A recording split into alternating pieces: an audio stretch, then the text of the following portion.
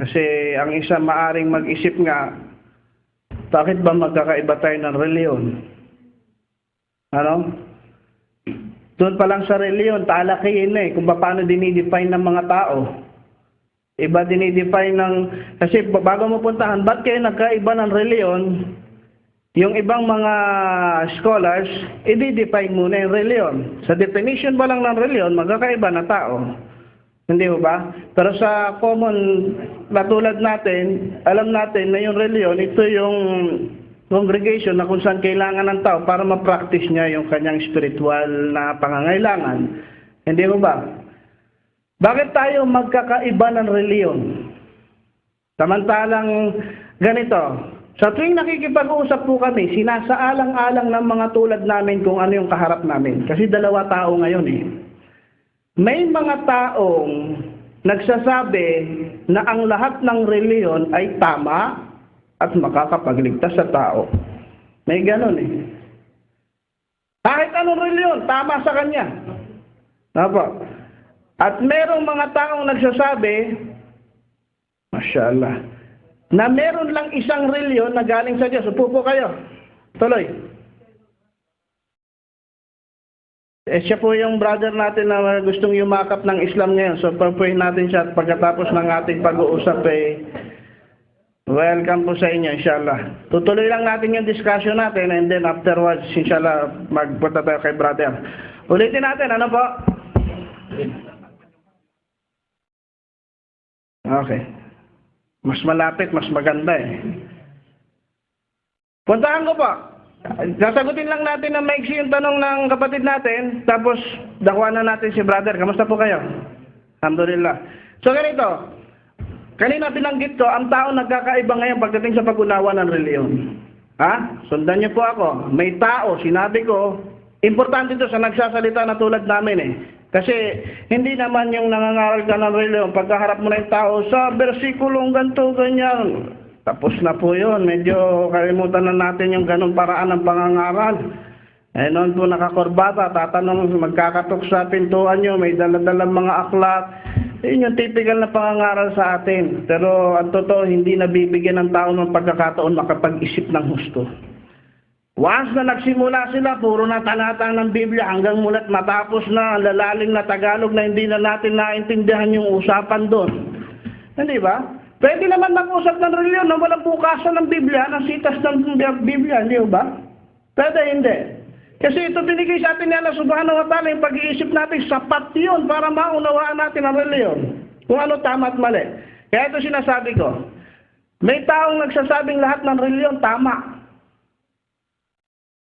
Kasi meron akong namit eh. Nung nadistino daw siya ng, anong bahagi ito sa Visayas, ng Romblon, ang natagpuan niya doon, mga Seventh-day Adventist, nag-Seventh-day Adventist siya. Nalipat siya ng Ilocos, ang nagtapuan niya mga tao doon, Iglesia ni Cristo, nag-Iglesia ni Cristo siya. Pag nadistino yan ng Bombay, magiging Hindu yun. Pag nadistino ito, kahit saan lugar, delikado. Pag nadistino ito doon sa Tramo, sa Pasay, may mga satanista doon, magiging satanista yun. Hindi ba? Kasi lahat ng pananampalataya, tama, depende kung saan ka madistino. Hindi ba? So, isang klase ito ng tao. Nakikita ko lang sa inyo yung larawan. At, kasi may kinalaman sa tanong eh. At merong taong nagsasabi na meron lang isang reliyon na pinadala ang Diyos at galing sa Kanya yun. Saan kayo doon? Pag ang tao nagsabing kahit hindi siya Muslim, basta nagsabi siyang may isang reliyon lang na nanggaling sa Diyos, malapit yun sa katotohanan kasi naghahanap yun. Hindi katulad ng isang tao na nagsasabing ang lahat ng reliyon tama, kung ano dumating dyan pwede kainin. Di ba? So magkaiba to. So i-consider mo to bilang isang tao nagpapaliwanag ng reliyon. Bakit? Kala mo lahat ng reliyon pwede pala sa kanya. Kahit hindi ka na magbuhos ng effort mo sa pagpapaliwanag, tatanggapin niya kasi tama rin niya, reliyon din niya, galing din niya sa Diyos eh. Di ba? Pero ang katotohanan, gano'n nga ba? Bakit nagkaiba ang tao? Simple yung sagot. Bakit nagkaiba tao sa reliyon? Kasi may maling reliyon eh. Di ba? Meron kasing reliyon na ginawa lang ng tao. Hindi nila hinahanap yung tunay na reliyon na galing sa Diyos. So therefore, magkakaiba reliyon ng tao. Hindi ba? Anong ibig sabihin ng reliyon? Ayon sa ibang mga Christian scholar, sabi nila Greek word ito, religare. Dalawang term na pinagsama, yung reli, relasyon. Ha? Parang Tagalog din. Reli, gare, Diyos. Yung relasyon mo sa Diyos. Ha? Ito yung pagre-reliyon. Ngayon, ang tao naghahanap ng reliyon, kung ang nasa puso niya, lahat ng ito'y tama, so kung anong dumating dyan, yun ang tama, yun ang delikado. Opo. Samantalang, inuulit ko ito, samantalang ang tao nanindigan, may isang reliyon galing sa Diyos, mapaghanap yun. Naghahanap yung katotohanan, bukas ang isip at handang hanapin kung ano talaga yung pinadala ng Diyos. Opo. Ngayon, may palatandaan doon sa reliyon na yun, kung yun nga ba yun sa Diyos o hindi. Kung ang tao magiging bukas lang ang isip. Meron eh. Kaya nga hindi natin kailangan ng mga sitas dito ngayon eh. Ito lang pagaganahin. Maniwala kayo, napakarami kuha tayo ng ilan ngayon na puntos. Ang reliyon ba na taglay mo ngayon, kinaaniban mo ngayon? Ilan lang ha, kuha tayo ilan lang kasi marami. Ang reliyon bang kinaaniban mo ngayon, inangkin ng Diyos na Kanya? Eh yun ang number one na basihan dapat. First and foremost, unang-una. Naniniwala tayo sa Diyos, kaya ka magre-reliyon eh. Hindi ba? Ngayon, yung reliyon natin, kinaaniban mo ngayon, inangkin ba niya na Kanya yun? Kinlaim ba ng Diyos? Reliyon ko yan. Yan ang pinadala ko. Di i-quarantine natin ang mga reliyon ngayon na kinaaniban nyo. Of course, kailangan merong kambasihan. Kasi hindi pwede yung sapat lang yung salita ng tao, salita ng pulag, gato ganyan. Ang sabi sa Quran, Kul hatu burhanakum in kuntum sadiqin. Say, produce your proof. Mag-produce kayo ng proof kung kayo nagsasabi ng katotohanan. Anong religion mo? Halimbawa may pangalan ng religion mo. Magbigay tayo sa pangalan ng religion. Born again. Kailan to inangkin ng Diyos? At saan? At kailan? Papaano? Of course, maglalabas ng sitas yan. Eto, sa ganito na ako. Habulan kayo na habulan ng sitas. Pero may mas magaling sa kanya sa Biblia. Ganon ngayon eh. Ang religion ngayon parang kurso, pagalingan sa Biblia. Naikumpara ko ito sa pagpa-fraternity. Nung araw may fraternity po ako eh. Alam niyo, maraming fraternity ngayon sumulpot dahil sa lumang fraternity. Parang reliyon, eksakto. Halimbawa, nagkaroon ng tinatawag na triskilyon dahil sa Apo, Alpha Pi Omega. Kasi yung founder ng triskilyon, pinagtulungan ng founder ng Alpha Pi Omega, binugbog, nagtayo siya na sarili niya, triskilyon. Ito naman triskilyon, ng api ng isa naman June pa sa Porse. Kaya naman nagkaroon ng akro. Yung akro ng api hanggang ang daming reliyon, ang daming ngayon, fraternity. Tingnan niyo reliyon, ganoon din. Kaya sumulpot si Soriano dahil sa Iglesia ni Cristo. At may susulpot pa dyan. Si Manalo galing saan? Sa Seventh-day Adventist. Etc. Nagiging kurso. Magre-reliyon ka ngayon, may hawak kang sitas, ang galing mo ha, sitas yan. Darating ang panahon ng katapat mo, tatalunin yung sitas mo. Kaya marami sa pangalan ng reliyon ngayon, verse ng Bible. Born again, verse 2 ng Bible eh. And Iglesia ni Cristo, verse 2 ng Bible. Etc. Bakit? Kasi naghahanap sila ng claim ng Diyos. Pero ano ang kinlaim ng Diyos? Sa Biblia nila. Of course, doon lang naman sila kukuha ng basihan sa Biblia. Hindi man pwede kumuha sa dyaryo eh.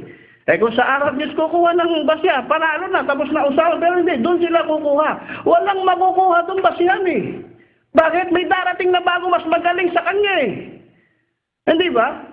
May darating na bago mas magaling sa'yo kesa dyan sa hawak mong sitas. Tatakpan yung sitas na hawak mo, yung versikulo na hawak mo. So kailan matatapos itong pagalingan na ito? Kurso. Number 1, kinlaim ba ng Diyos? Reliyon nyo, ilagay nyo ngayon sa timbangan. Reliyon ko ba, kinlaim ba ng Diyos? Yan ang una. Islam, kinlaim ba ng Diyos? Saan tayo kukuha ng basihan? Of course, pinaliwanag ni Ustad kanina, Quran. Meron pang dalil? Masyaallah, gagaling ng kapatid. Ha? Inna dina indallahil Islam. Katotohanan ang reliyon sa harap ng Diyos, na harap ni Allah subhanahu wa ta'ala ay Islam. Tapos ang usapan, kinlaim niya eh. Hindi ba? Para maangkin kay Diyos, para maangkin to kung kanino. Sino magsasabi? Eh kung may isa sa inyo nagsabi, ako nagsulat yan, akin yan. Tapos ang usapan. Ayan, Abu Ibrahim, akin to, ako sumulat nito. Kinlaim ko. Ganon din sa reliyon, definitely, di ba? Eh kung walang mag-claim, paano nga sabihin sa Diyos yun? Sabi ko sa inyo, ang daming basihan para malaman ng reliyon, siya nga ang tunay at tama galing sa Diyos. Kuha pa tayong isa po para hindi lumali masyado ang gabi. Ang reliyon ba na taglay mo? Una, paliwanag ko isang pangalan ng Diyos, katangian niya. Siya ang pinakamakatarungan. Tama ba ako? Ang Diyos ba ng daraya, ng aargabyado? Hindi. Sinabi niya, siya ang pinakamatarungan. Tingnan natin kung makatarungan ng Diyos sa mga reliyon ng iba. Opo. Kailangan ang reliyon mo hindi nasaklawan ng panahon. Isa yan sa palatandaan na yung reliyon mo ay tama't galing sa Diyos. Ano ibig ko sabihin? Kasi kung yung reliyon mo sinaklaw ng panahon, paano yung ibang panahon? So, i-claim mo na yung reliyon mo magliligtas sa sangkatauhan. Yung reliyon mo tinatag 1914. 1914 hanggang araw ng paghukom, sinasabi maliligtas. Yung 1913 hanggang panahon ni Adan. Saan mapupunta yun? Kung yung reliyon mong sinasabi ay reliyon na galing sa Diyos. Hindi ba? Pag mag-isip tayo, ganun eh. Kailan tinatag ang reliyon nyo? Di patandaan pala ang labanan niya, brother. Di panalo na sa atin yung Buddhist, tsaka Hinduism. Matatandang reliyon, tsaka Hudyo. Hindi patandaan ang laban. Ang laban dito, sinaklaw ba siya ng panahon? Kasi kung patandaan, nasasaklawan pa rin ng panahon eh. Hindi ba? So magbigay kayo ng reliyon ngayon. Year 2000 po, pina-check namin ng SEC registration sa Pilipinas kung gaano na karami ang nagpaparehistro na reliyon sa bansang Pilipinas. Year 2000. Almost 2,000 din po nakaregister along Philippines. Mag-isip po tayo sa bagay na ito. Pilipinas, 2,000 sekta ng Kristyanismo nakarehistro. Nandun ang date, sino nagtatag, sino ang board of members. Ganon. Subhanallah. Reliyon yun. Meron doon reliyon wala. Ano? Islam. Wala doon, hindi rehistrado Islam sa Pilipinas eh. Nakakapagtaka, bakit? Nauna yung Islam sa SEC eh. Paano sila magpa-register sa Islam? Hindi ba? Paano may i-register yun? Pero pinare-register ang reliyon ngayon. Ba, ano ibig sabihin? Para siyang organisasyon, para siyang business, para siyang negosyo, madrees. Hindi ba? Ganon na po ang nangyayari. Bakit nakarehistro rin? Ibig sabihin, sinaklaw siya ng panahon kasi naka-SEC register siya. Di ba, naging issue pa nga yung away ng pangalan, ng dating daan, ng ano yung pangalan nila? Mahaba yung pangalan yun, may mga suhay at bahay pa yun. Di ba naging issue pa to? Kasi bakit? Maselan yung sex sa pangalan eh. So, isang problema to. Ngayon, brother, ang Islam po ba, sinasabi nyo hindi nasaklawan ng panahon, samantalang ang Hijra calendar ay 1428.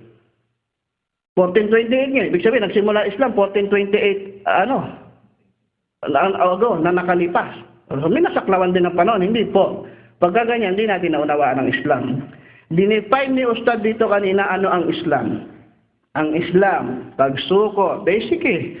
Pagsuko, pagtalima, pagsunod sa kagustuhan ng Diyos. Islam yun. So therefore, ano ang Muslim? Kung yun ang Islam, ang Muslim, ang sumusuko, ang sumusunod at tumatalima sa kagustuhan ng Diyos. Yan ang Islam. Ano ang unang nilikha ng Diyos? Ano unang nilikha ng Diyos? Panulat. Alam na mga Muslim. Ano sabi? Inna awwalu ma khalaqa Allah al-qalam wa qala uktub. Qala wa ma aktub? Qala uktub maqadir al-khalq. Sabi niya ang Propeta Muhammad sallallahu alaihi wasallam, katotohanan na ang unang nilikha ni Allah subhanahu wa ta'ala ay ang panulat. At sinabi ng panulat, at sinabi ng Diyos sa panulat, sumulat ka. At sinabi ng panulat, ano ang sisulat ko? Sabi ng Diyos, isulat mo ang tadhana ng lahat ng aking lilikhain. Akasulat na parang engineer bago gumawa ng project, nakapapel muna. Nakaplano muna. Ganon ang Diyos nakasulat.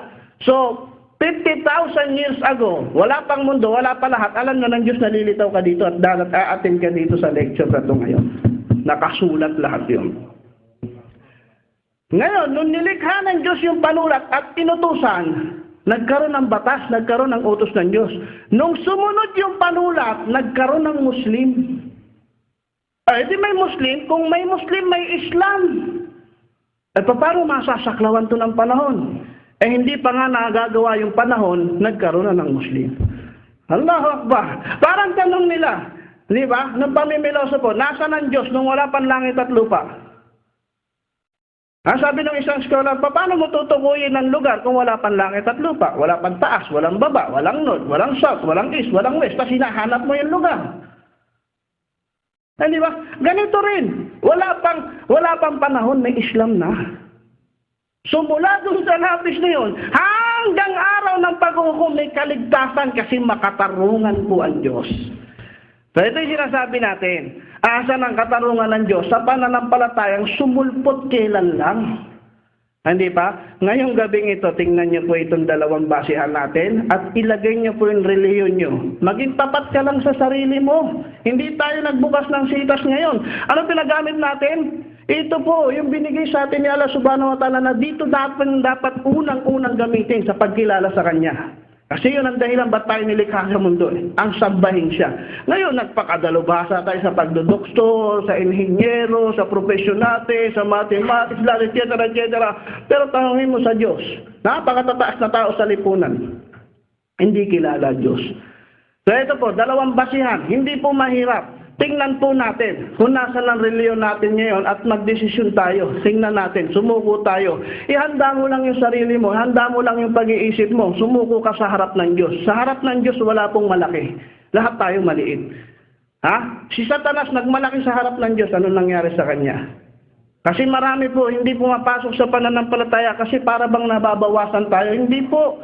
Mas lalo kang madadagdagan at lalo kang magkakaroon ng karangalan sa harap ng tagapaglikha. So ito po ang paanyaya namin mga kabayan, mga kababayan. Paanyaya po ito. Ito lang po kaya namin. Bawal mamilit sa Islam eh. La ikraha fid din kad tabayyana ar-rusydu minal ghay.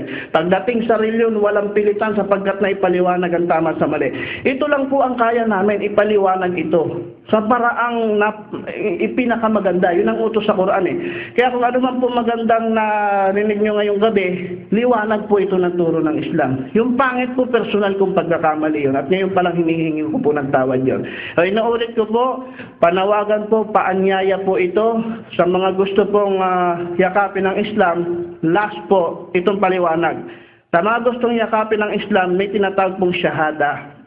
Bigyan niyo po ang 2 minuto para sa salitang ito lang, syahada. Yung syahada po, formal na pagpasok ng tao sa Islam. Kasi yung pumapasok sa Islam, hindi po nilulubog sa tubig, hindi ini-schedule ng first class, second class, third class na baptismal. Hindi po. Ano lang, sasaksi ka sa harap ng Diyos. Ito yung sinasabi ko, sa harap ng Diyos walang mayabang. Sasaksi ka. Paano ka sasaksi? Pag nagawa mo yung pagsaksing yon, nagiging Muslim ka. Paano ka sasaksi? May 2 pong kondisyon. Ano yon? Una, kaya mo bang tumanggap na walang ibang Diyos na dapat sabayin maliban siya? Maliban si Allah. Sino si Allah? Pinaliwanag ni Ustad. Siya yung Diyos na sinamba ng lahat ng propeta. Si Moises, si Abraham, si Solomon, si David, si Jesus at si Muhammad. Peace be upon them all. Siya si Allah. Hahatol sa araw ng paghuhukom. Siya si Allah subhanahu wa ta'ala. Kung kaya mong tanggapin ito, may isa ka na. At sinong taong hindi tatanggap nito? Hindi ba? Sinong taong hindi tatanggap sa tunay na Diyos? Opo. So kung kaya mong tanggapin ito, una, meron ka na po. Syahada, kailangan mo tanggapin mo si Allah subhanahu wa ta'ala. Pangalawa, pakipatay po ang cellphone. Pangalawa, kaya mo bang tumanggi, mag-reject, mag-deny ng ano? Pakinggan niyo po. Una, since tinanggap mo si Allah subhanahu wa ta'ala, siya yung Diyos na dapat sambahin, kailangan i-reject mo ang lahat ng Diyos-Diyosan. Yun ang Islam. Reject mo ang lahat ng Diyos-Diyosan. Dati kang naniniwala sa pamahiin, agimat, rebulto, anumang mga kababalaghang gawa ng tao na wala namang kinalaman sa buhay niya, hindi makakatulong at hindi